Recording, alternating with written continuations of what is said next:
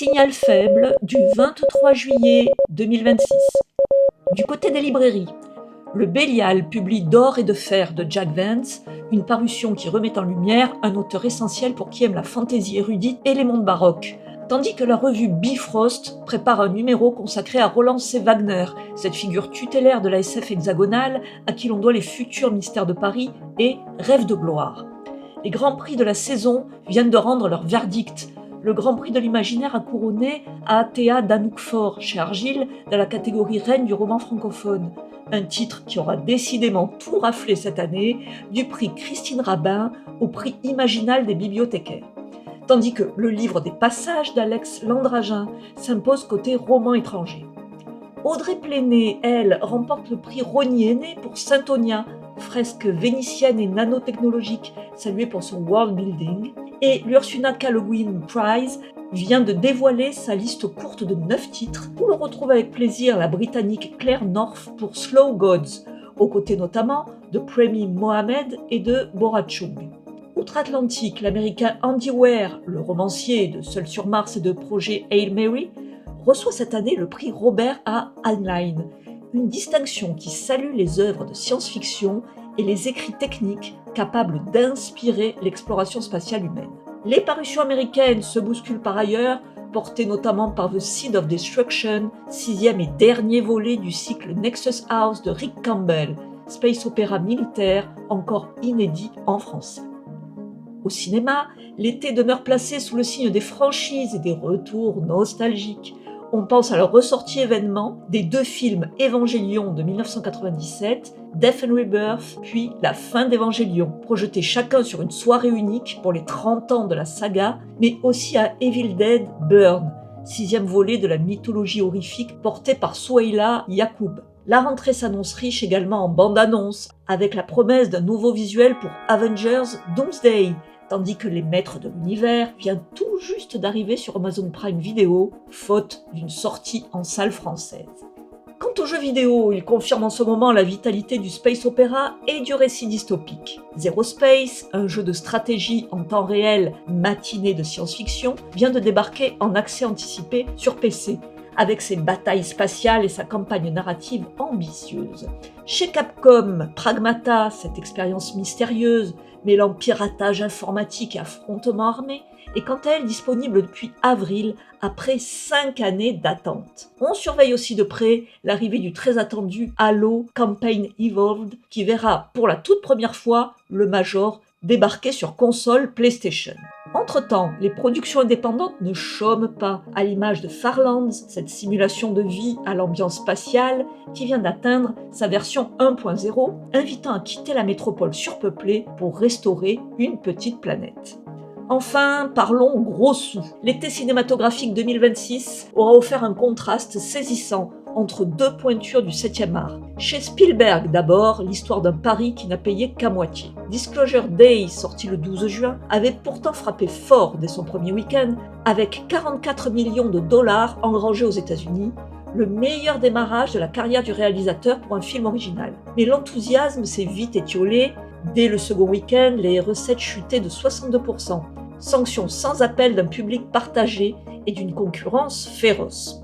Le bilan final s'élève à 232,9 millions de dollars de recettes mondiales, un chiffre bien maigre au regard des 115 millions engloutis dans la seule production, sans compter les 80 millions consacrés au seul marketing. Le film entame déjà sa vie en streaming, signe que son aventure en salle touche à sa fin.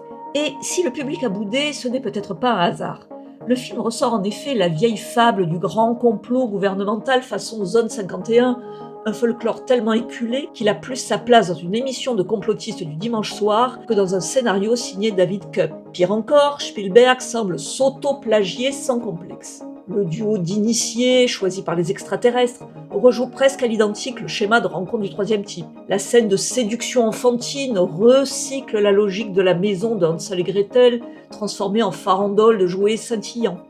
Et l'artefact d'invisibilité fait figure de gadget de scénario tombé du ciel, sans jamais s'ancrer dans une logique interne cohérente. Quant au déroulement, la révélation que le monde entier accepte sans vérification approfondie, au regard de l'importance tout de même du scoop, achève de trahir un récit qui avance sur des rails bien trop familiers pour surprendre encore. Reste enfin pour moi le grief le plus embarrassant, cette insistance à draper la rencontre avec l'altérité dans une imagerie chrétienne.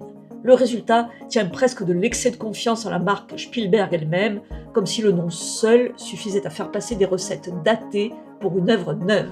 Je vais tout révéler, au monde entier. Cette révélation va complètement bouleverser l'ordre mondial. Si vous faites ça, ce sera irréversible.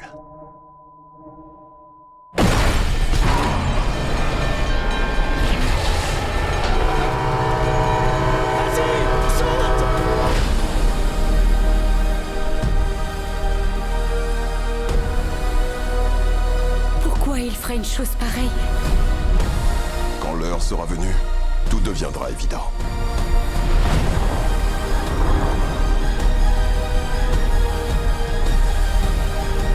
Quoi qu'il arrive, ne lâche surtout pas.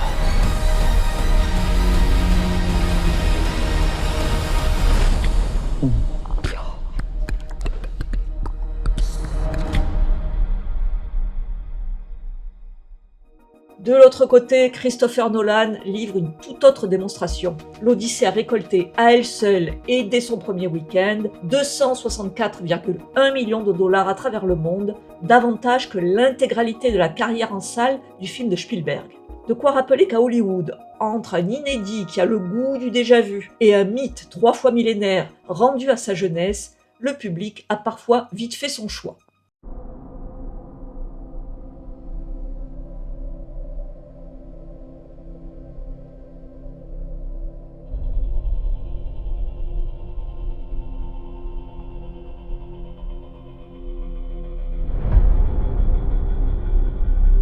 Après des années de guerre,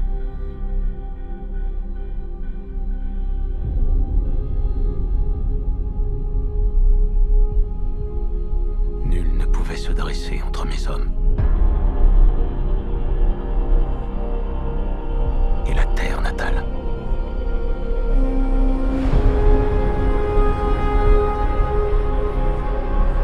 Pas même moi.